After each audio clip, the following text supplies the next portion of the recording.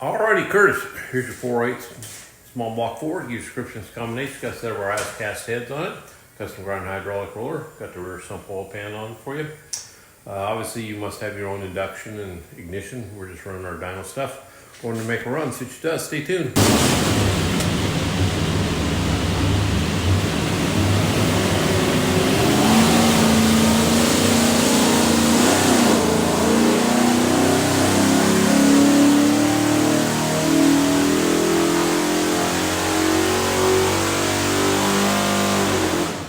Okie doke, 3,400, 487 foot-pounds of torque, peak torque's 512, peak horsepower 483, we're rated at 450, so it runs really good. That's a new head combination and stuff.